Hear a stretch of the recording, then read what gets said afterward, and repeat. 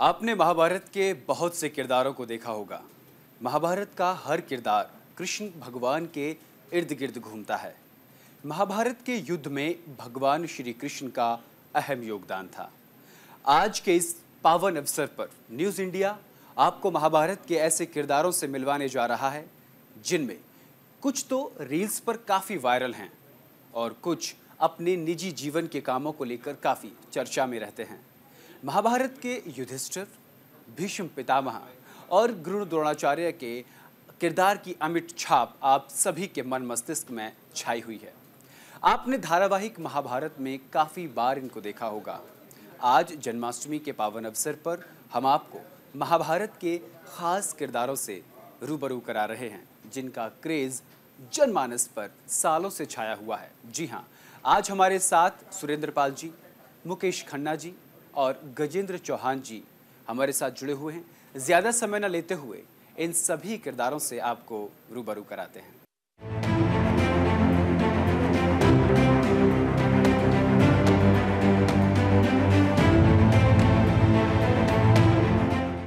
महाभारत में युधिष्ठिर का किरदार निभाने वाले आदरणीय गजेंद्र चौहान जी, आपका न्यूज़ इंडिया पर बहुत बहुत स्वागत है।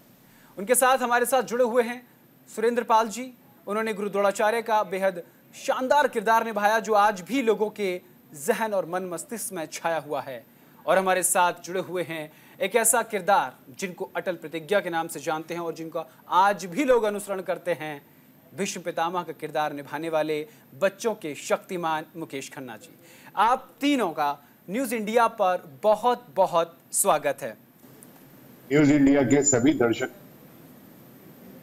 जन्माष्टमी की बहुत न्यूज़ इंडिया के सभी दर्शकों को मुकेश खन्ना की ओर से, भीष्म की ओर से जन्माष्टमी की ढेर सारी शुभकामनाएं। न्यूज़ इंडिया के तमाम दर्शकों और चाहने वालों को जन्माष्टमी की बहुत सारी शुभकामनाएं। जय श्री कृष्ण। आज जन्माष्टमी का पर्व है, पूरा देश आपको देख रहा है, पूरा देश आज जन्माष्टमी मना रहा है। महाभारत में आपके द्वारा जो किरदार किए गए वो हमेशा हमेशा के लिए लोगों के जहन में बस गए। कोविड के बाद हमने देखा सर किस तरीके से महाभारत लोगों ने देखी और उसके बाद आपको वो पात्र माना जाने लगा। आज हम आपसे महाभारत काल की चर्चा करेंगे और आज के दौर में उसको किस तरीके से जिया जा रहा है हम उस पर भी चर्चा करेंगे। सबसे पहले मैं मुकेश खन्ना जी आपके पास आऊँगा क्योंकि महाभारत काल का जुड़ा एक ऐसी घटना जो आज देश में हो रही है। जिस वक्त चीरहरण हुआ उस वक्त वहां पर बहुत बड़े बड़े महारथी बैठे हुए थे लेकिन सब मौन थे। आज भी देश में कुछ इस तरीके से ही किया जा रहा है। जब सक्षम लोग मौन होते हैं तो क्या होता है, ये हम मुकेश जी आपकी भाषा में समझना चाहते हैं। देखिए, एक बहुत ही कॉन्टेम्पररी सवाल आपने उठाया है जो मुझसे अक्सर बोला जाता है कि आपने चीरहरण क्यों नहीं। किसी पितामह से कोई शक्तिशाली और कोई नहीं था। अगर वो चाहते तो 2 लाफे दुर्योधन को मारते, 2 शकुनी को मारते, चीरहरण नहीं होता, युद्ध क्रीड़ा भी नहीं होती। लेकिन आपको समझना चाहिए उस वक्त की तप, उस वक्त का एक धर्म, उस वक्त के बोलने की एक खुद की एक रिस्पॉन्सिबिलिटी। उसने पिताश्री को कहा था कि जो भी इस सिंहासन पर बैठेगा उसमें मैं अपने पिताश्री की छवि देखूंगा। तो पितामह बार बार धृतराष्ट्र को कहते हैं हाथ जोड़कर, रोक दीजिए इसको, रोक दीजिए पितामह, रोक। आदेश नहीं देते। इवन बाद में गांधारी भी जाकर बोलती है पितामह को कि आप आदेश क्यों नहीं देते। बोले आदेश देना मेरा धर्म नहीं है पुत्री। तो आप समझिए कि आज जो कुछ हो रहा है उसको कंपेयर मत करिए महाभारत के काल से। महाभारत का काल द्वापर युग था, आज कलयुग है। आज पाप बढ़ गया है। उस वक्त तप की वैल्यू अलग होती थी, बोलने की वैल्यू अलग होती थी। तो उस जमाने में अगर पितामह ने नहीं कहा था तो उसके पीछे खुद की उनकी एक व्यवस्था थी, अपने पिता को दिया हुआ जो उन्होंने एक वादा किया था कि आप फिक्र मत कीजिए, मैं हस्तिनापुर की सुरक्षा करता रहूंगा। आज जो कुछ हो रहा है, आज जगह जगह पर द्रौपदियों का चीरहरण हो रहा है। शर्म आनी चाहिए आज के मर्दों को, शर्म आनी चाहिए आज के मर्दों को जिनको बनाया ही गया है कि वो औरतों की रक्षा करें। आज एक छोटी सी 2 दिन के पहले एक छोटी सी बच्ची के साथ, 2 बच्चियों के साथ कुकर्म हुआ है बदलापुर में। इसके पहले बंगाल में इतनी बड़ी घटनाएं हो जाती हैं। कहीं ना कहीं हम सब जिम्मेदार हैं। आज अगर कोई नहीं बोलता तो उसको वो अपने आप को पितामह की तरह सक्षम मत समझिए। आप लोगों के अंदर जमीर खत्म हो गया है। आप लोगों के अंदर शक्तिमान जागना चाहिए। मैं तो कहूंगा कि कॉन्टेम्पररी कैरेक्टर अगर कोई है तो वो शक्तिमान है। आज हमारे देश में हर पुलिस ऑफिसर को, हर बंदे को शक्तिमान बन जाना चाहिए। और अगर कहीं किसी पर कोई अन्याय हो रहा है तो उसका शक्तिमान बन के मुकाबला करना चाहिए। जब तक नहीं होगा तब तक हमारे यहाँ पर इस तरह की घटनाएं निर्भया कांड से लेकर आज तक आते, तो वो उस वक्त जो कुछ भी हुआ था वो अलग बात है। इस वक्त जो कुछ भी हो रहा है वो मैं समझता हूँ कि बहुत अन्याय है। जी बिल्कुल। और महाभारत काल से आज के समय को जोड़ा जा रहा है और ये प्रश्न बेहद वाजिब भी बन जाता है। अब मैं सुरेंद्र सर आपके पास आऊँगा। देखिए, बहुत सी ऐसी घटनाएं हैं जो आज के समय से जुड़ी हुई हैं और इस वक्त जब मैं आपसे चर्चा कर रहा हूं तो देश में कुछ दिन पहले ऐसी घटनाएं घटित हुई हैं जो महाभारत से जिन्हें जोड़कर देखा जा सकता है। अभी राजेंद्र नगर की एक ऐसी घटना हुई जिसमें 3 IAS एस्पिरेंट्स ने अपना दम तोड़ दिया।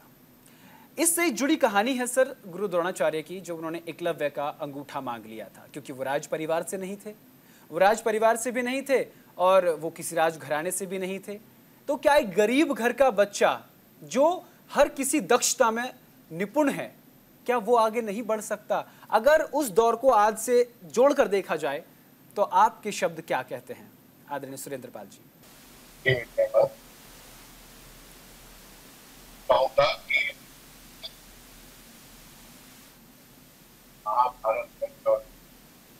जी हमारी समाज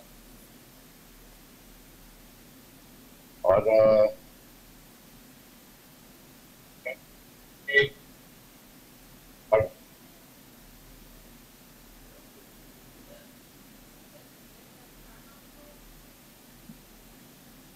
सर आपकी आवाज नहीं आ रही है। नहीं आवाज नहीं आ रही। मुखिया सर भी यही बोल रहे हैं शायद। आवाज नहीं आ रही सर आपकी।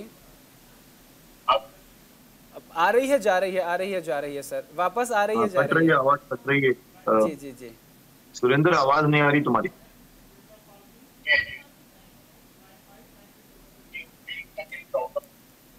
जी आप तब तक किसी और दूसरे कनेक्टर से पूछ लीजिए ना, वो तैयारी कर। सुरेंद्र सर, आपकी टेक्निकल टीम आपसे कनेक्ट कर रही है। मैं गजेंद्र सर के पास आता हूं।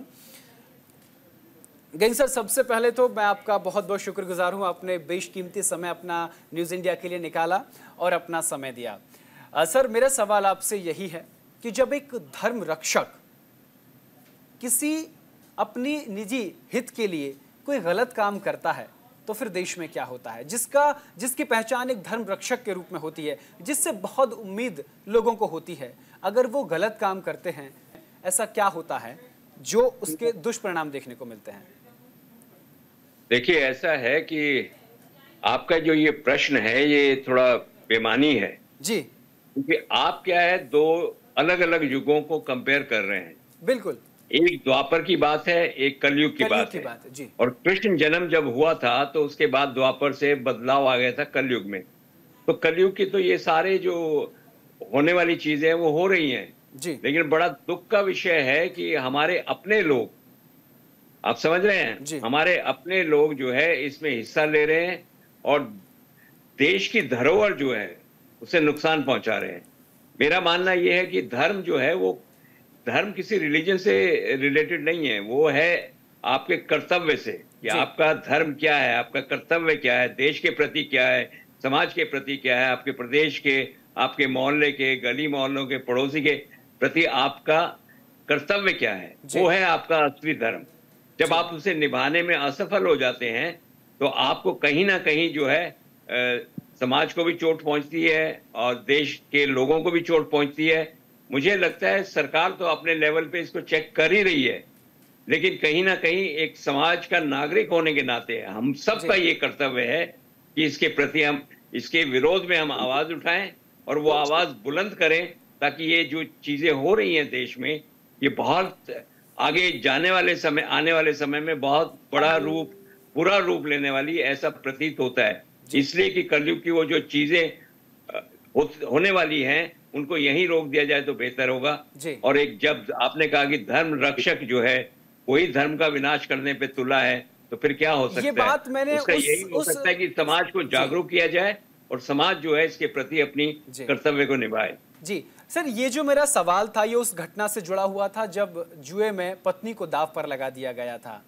ऐसी बहुत सारी घटनाएं हैं महाभारत की जो कहीं ना कहीं बहस का विषय बनती हैं कि ऐसा क्यों हुआ, क्योंकि जब आपको देखते हैं तो मन में युधिष्ठिर की छवि आती है, एक धर्मराज युधिष्ठिर की छवि आती है। लेकिन जब वो जो लिखा है वही BR साहब ने उसको, चोपड़ा साहब ने उसी को अंकित किया, लेकिन अब आपकी छवि जिस तरीके से देश में बनी है तो लोग सोचते हैं कि क्या आज के समय में, मेरा सवाल सिर्फ इस मेरी चीज से जुड़ा हुआ था कि आज लोग यही देखते हैं कि जब अच्छे लोग बुरे काम करने लगे तो क्या उसके पीछे उनकी कोई मजबूरी होती है या फिर नियति ऐसी होती है? ये मेरा सवाल का उद्देश्य था सर। मैं इसको ऐसे कहूंगा कि आज धर्म को जो है एक बिजनेस बना दिया गया है। जी, ये जवाब। इसमें धर्म का स्थान कम हो गया है, बिजनेस का स्थान बढ़ गया है। तो हर कोई जो है उस धर्म को जो है बिजनेस की तरह उसका उपयोग कर रहा है जी। तो जो कि गलत है एक्चुअली। और जहां तक आपने जुए की बात की, मैं दो बातें क्लियर कर देना चाहता हूं जो मेरी छवि के साथ जुड़ी हैं कि जुए के लिए निमंत्रण किसने दिया था?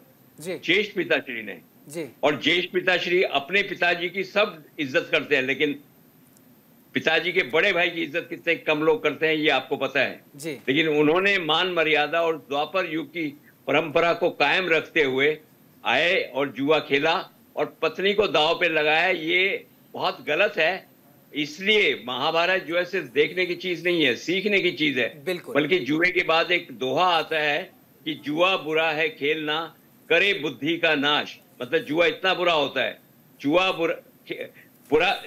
बुरा है खेल ना, करे बुद्धि का नाश, धर्मराज का धर्म भी बंधा जुए के पास। मतलब जुआ जो है उस धर्मराज का दिमाग भी खराब कर देता है। इसलिए ये जो बुराइयां हैं इनको समाज में पनपने नहीं देना चाहिए। जिस तरह से आपने अभी आज के कंटेम्प्रेरी समय की बात की है, मुझे लगता है ये बहुत तेजी से पनप रही है और कहीं ना कहीं हमें एक नागरिक होने के नाते इनके प्रति जो है आवाज उठानी पड़ेगी और उस आवाज को बुलंद करना ही होगा, तभी कहीं जाके इस पे रोक लग सकती है। बिल्कुल सर। और आपको डीएलसी सुपवा विश्वविद्यालय का वाइस चांसलर भी बनाया गया, तो आपके पास बड़ी जिम्मेदारी है। आपके राज्य से दादा लक्ष्मी जैसी बड़ी फिल्म चर्चित रही है और वहां से निकली है, यशपाल शर्मा द्वारा निर्देशित, जिसने पूरे विश्व में अवार्ड लिए हैं। उन्हीं के नाम पर अकादमी और पूरा विश्वविद्यालय की आप बागडोर संभाल रहे हैं, तो आपकी तरफ से भी यहाँ पर सराहनीय कदम उठाए जा रहे हैं। मैं वापस सुरेंद्र पाल सर आपके पास आता हूँ, फिर मुकेश सर आपके पास आऊँगा। चर्चा बहुत मजेदार होने वाली है। सुरेंद्र पाल सर, आपको मेरी आवाज आ रही है? बिल्कुल साफ आ रही है। बिल्कुल आपकी भी आ रही है सर। तो सर मेरा सवाल यही था कि जब गुरु द्रोणाचार्य ने एकलव्य से उसका अंगूठा मांग लिया था, क्योंकि वो एक राज परिवार से नहीं था और वो चाहते थे कि धनुर्धारी तो एक ही हो सकता है।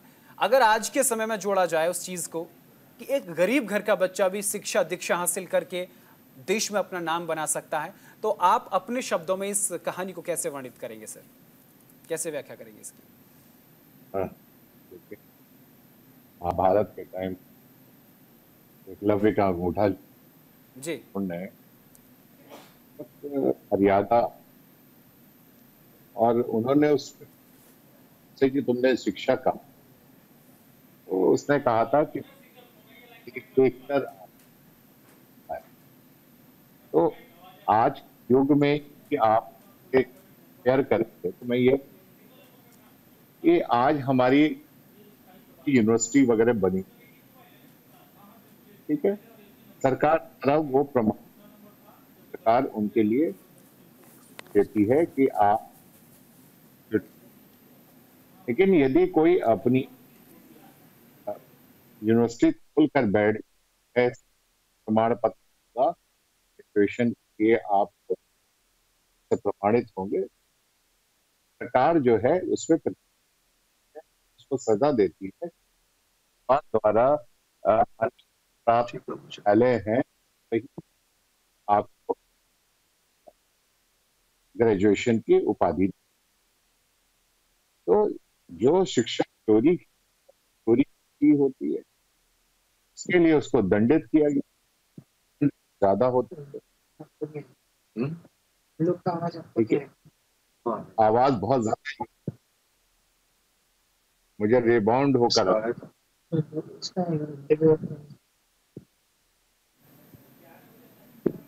आवाज आ रही है सर आपको? हाँ जी, आ रही है। जी। अब नहीं। जी जी। तो आज जी तो ये है। जी बिल्कुल सर। अब अगले अपने साक्षात्कार के अगले पड़ाव पर चलते हैं। महाभारत के दौरान आपका सबसे पसंदीदा डायलॉग क्या था, जिसे आप आज भी बोलना पसंद करते हैं, जो सबसे ज्यादा चर्चित रहा? सुरेंद्र सर, आपसे शुरू करता हूं मैं।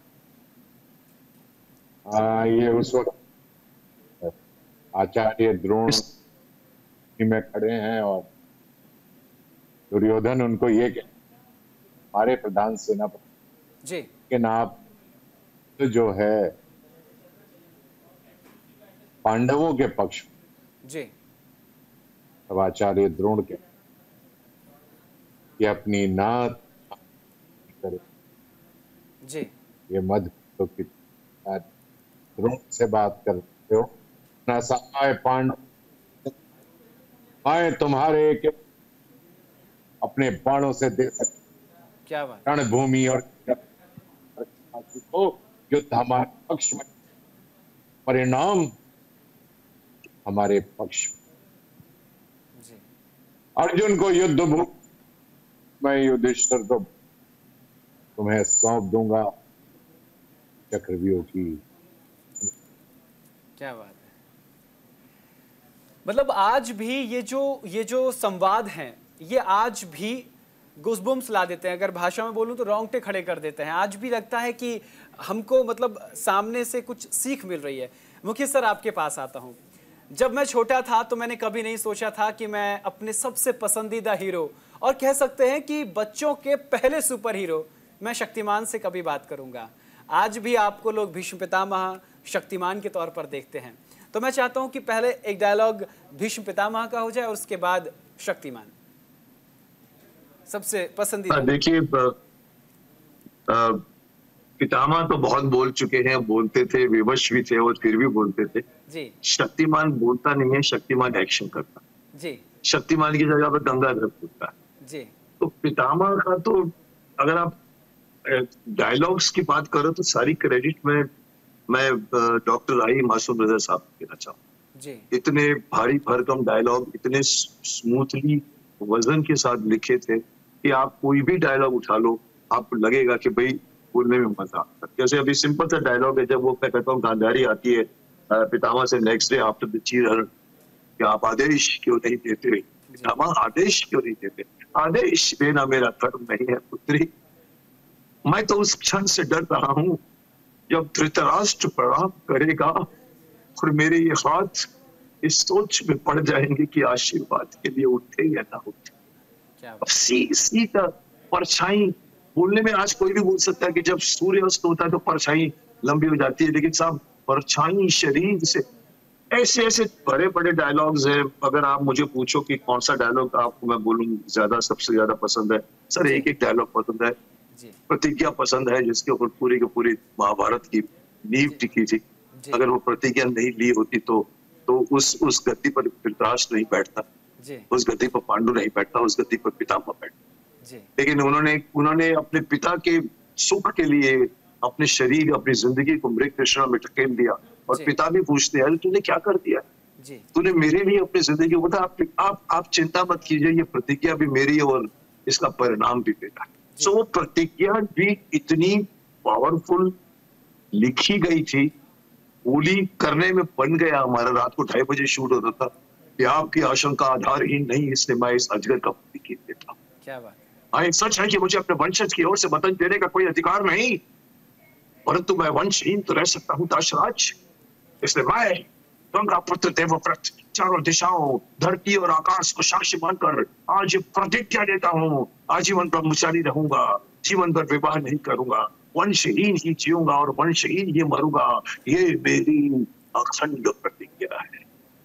अब सर, इससे बड़ी प्रतिज्ञा इसलिए बड़ी नहीं हो सकती मैं कहूंगा क्योंकि मेरी भी शादी है।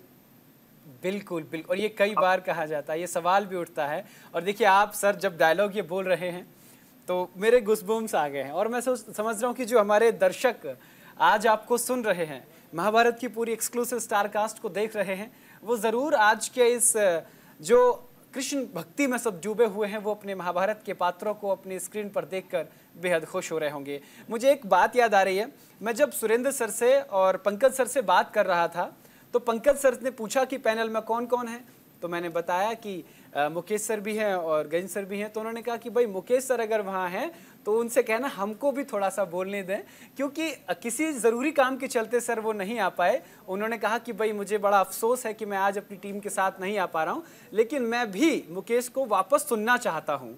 मैं वो बेहद शानदार कलाकार, और आपकी बहुत तारीफ़ की, फिरोज साहब ने भी बहुत तारीफ की और पंकज सर ने भी, दोनों ने बहुत तारीफ की आपके। उनको कह देना कि अगर तुम आते पुत्र तो मैं चुप हो जाता और तुम्हें बोलते। जी बिल्कुल बिल्कुल, मैं उम्मीद करूंगा कि हम जल्दी ही जो है अगला सेशन भी करेंगे। लेकिन अब मैं गजेंद्र सर आपके पास आता हूँ। गजेंद्र सर आपके जो संवाद थे उसमें वो बेहद गंभीर थे, लेकिन जितने भी पूरे महाभारत के दौरान संवाद थे वो प्रेरणादायक थे। जिस तरीके से मुकेश सर के थे वैसे ही आपके थे। तो मैं चाहता हूँ कि आप ऐसा डायलॉग जिसके बाद आपको लगा कि मैंने इसको खुद से कनेक्ट कर लिया, क्योंकि हम सभी ने वो वीडियो देखी थी जब महाभारत का अंतिम दिन शूट का था, तो सभी की आंखें नम थी, सभी की आंखों में आंसू थे। शायद दोबारा इस तरीके और मुलाकात होना हो, या फिर और आज तक दोबारा ऐसी महाभारत नहीं बनी। मैं नेशनल टेलीविजन पर ये बात बोल रहा हूँ।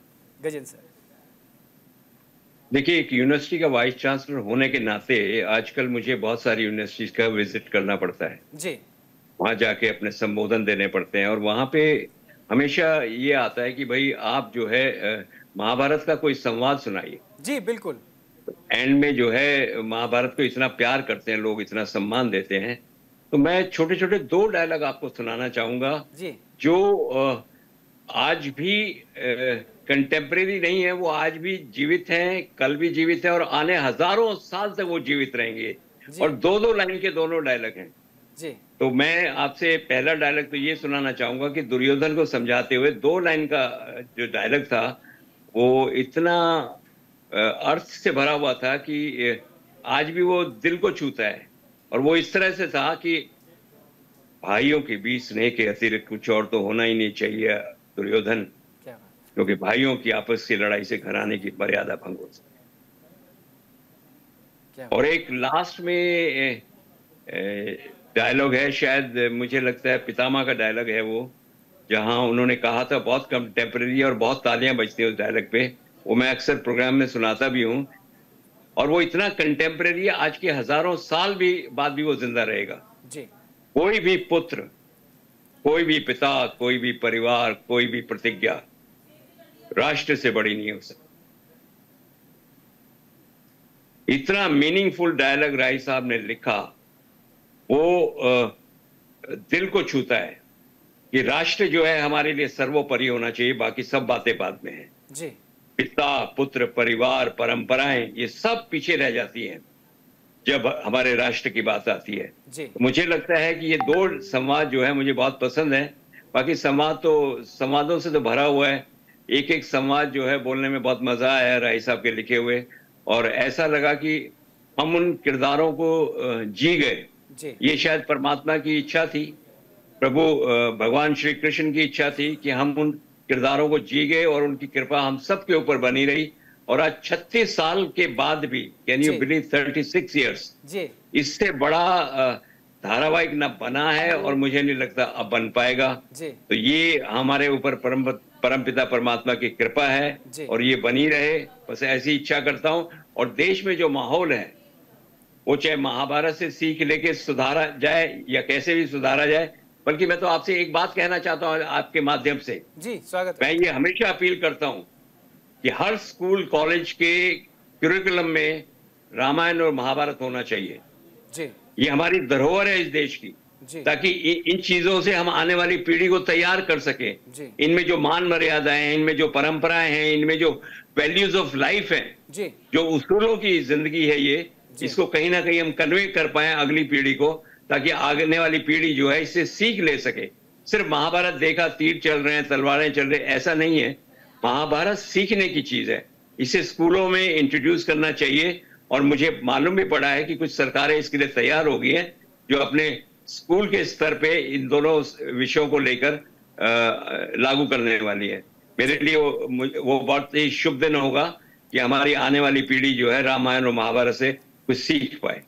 जी बिल्कुल। देखिए, जिस तरीके से महाभारत और रामायण के पात्र हमेशा हमेशा के लिए जीवंत हो गए, वैसे ही ये बात भी निकल कर आती है कि जब कोई नया धारावाहिक बनता है, उसमें कोई गुरु द्रोणाचार्य की भूमिका निभाता है, तो उनसे वही एक्सपेक्टेशंस होती हैं जो सुरेंद्र सर से होती हैं। जब कोई भीष्म पितामह का किरदार निभाता है, तो जो मुकेश खन्ना सर ने एक अमिट छाप छोड़ी है, उसकी उम्मीद नए किरदार से करते हैं, लेकिन वो खरे नहीं उतर पाते। और जो युधिष्ठिर को लेकर छवि बनी हुई है, वैसी उम्मीद करते हैं, लेकिन खरे नहीं उतर पाते हैं। देखिए, महाभारत 5 बार बन चुकी है। जब से हमारी महाभारत आई थी, उसके बाद 5 बार बन चुकी है, लेकिन पांचों बार जो है हमारे वाली महाभारत से बहुत पीछे रह गई है। और उसमें वो बात नहीं आ पाई जो चोपड़ा साहब ने अपनी महाभारत में इंक्लूड की थी। किरदारों को जीवंत किया था, म्यूजिक अच्छा था, सेट्स अच्छे थे, ड्रेसेस अच्छी थी, संवाद अच्छे थे, कहानी को बड़ा अच्छे से समेटा गया था। बल्कि पूरी महाभारत आप देखें, एक त्रुटि आपको दिखाई नहीं देती है कहीं। किसी भी शॉट में ऐसा नहीं लगता कि ये शॉट जो है थोड़ा गलत तरीके से लिया गया। इसलिए ये बड़ी गर्व और गौरव की बात है हमारे लिए कि हम उस महाभारत का एक हिस्सा बन के रह गए। जी बिल्कुल। चलिए वापस से मैं आप तीनों के पास आता हूँ। एक चूंकि आज बहुत खास दिन है, तो सभी चाहते हैं कि महाभारत के दौर की जो स्मृतियां हैं, छोटी छोटी स्मृतियां, उन पर आपसे चर्चा कर ली जाए। सुरेंद्र सर, आपके पास आता हूँ। सुरेंद्र सर, कोई एक ऐसी स्मृति जो आपको याद हो, महाभारत का जब धारावाहिक शूट हो रहा था, तो उस दौरान आपको कुछ ऐसा लगा कि मैं जो कर रहा हूँ वो हमेशा हमेशा के लिए जीवंत हो जाएगा? कोई ऐसी मीठी याद जो आज हमारे दर्शक सुने और उनको अच्छा लगे? हम लोगों ने कभी सोचा जी कि महाभारत की जी हमें जब ये रोल मिला तो हमने यही कि किरदार को हम पूरी सच्चाई के साथ प्ले करें और जो भी रिजल्ट हो वो दर्शक हमको दे। लेकिन जैसे जैसे ऐसे ही टेलीकास्ट हमने देखा कि एक में भारत जो है धीरे धीरे होती चली जा रही है। और मैं यूं कहूंगा कि नहीं था मात्र एक धारावाहिक, बल्कि इस धारावाहिक ने हिंदुस्तान के पटल के ऊपर एक इतिहास और इतनी खूबसूरत याद हम इस महाभारत की ड्यूरिंग शूटिंग बहुत सारे ऐसे हैं जो याद करके हंसी भी बड़ी खुशी कि हम एक ऐसे धारावाहिक के अपने का हमें हम तो कहते हैं हम अपने शाली कहेंगे इस धारावाहिक का मौका मिला। जी बिल्कुल सर। चलिए सूक्ष्म में बात रखते हैं। मुकेश सर, आपके पास आता हूं। कोई ऐसी याद, कोई ऐसी स्मृति आपस में कलाकारों की? आप तीनों आज काफ़ी दिनों बाद एक स्क्रीन पर एक साथ आए हैं, ये मेरे लिए भी सौभाग्य की बात है। और आप सब एक बार फिर से मिले हैं आज के इस पावन दिन पर। तो कुछ ऐसी आपस की याद जिसे आज आप साझा करना चाहते हो? सुरेंद्र सर, आप कुछ कहना चाहते हैं जो आपकी याद है मुकेश खन्ना सर के साथ? मुकेश जी के बारे में मैं, मुकेश जी तो एक इतिहास है, महाभारत एक इतिहास है जी। ये मुकेश जी जी बिल्कुल एक इतिहास जी जी मुकेश सर, हमें जी भीष्म के रूप में मुकेश जी के और उस रोल में फिट सर भी नहीं आता। क्या बात है सर। जी मुकेश सर, कोई एक ऐसी स्मृति? देखिए, आपकी ये बात बहुत सही है कि हम लोगों ने महाभारत 2 साल जिया जी। सुबह 7 बजे घर से निकलते थे, कभी कभी रात को 2-2:30 बजे वापस। हम लोगों ने पूरे 97 एपिसोड शूट जिस तरह से किए, वो एक तरह की परिवार बन गया था। और बाद में निकलकर हम कई फंक्शनों में हम लोगों ने साथ में मिलकर शो किए हैं। आप कहते हो कि हम मिलते हैं कि नहीं मिलते हैं, सब अपने अपने काम में बिजी हैं, फिर भी हम मिलते रहते हैं। सुरेंद्र पाल मिलता रहता है मुझे, कूफी पेंटन हम मिस करते हैं जो बीच में हमारा साथ छोड़कर चले गए। प्रवीण कुमार भीम हमारा साथ छोड़कर चले गए। तो एक फैमिली थी हमारी जो आज भी है और बनी है, चलिए। बाकी आप मुझसे अगर पूछते हैं कि कोई इंसिडेंट अगर आप बोलिए तो मैं कहता हूँ पूरा का पूरा शूट हमारा जो था ना वो इंसिडेंट के लायक। हर एक दिन हमारे लिए याददाश्त का दिन था। मैं अगर एक छोटी सी बात कहूँ कि अगर मैं कहूँ कि 2 बातें मैं आपको बताना चाहता हूँ। एक तो ये कि जैसे कि मैंने कहा कि पूरी महाभारत का आधार स्तंभ भीष्म प्रतिज्ञा थी जी। और उस वक्त मैं शुरू में 2nd 3rd एपिसोड में ही पहुंचा था।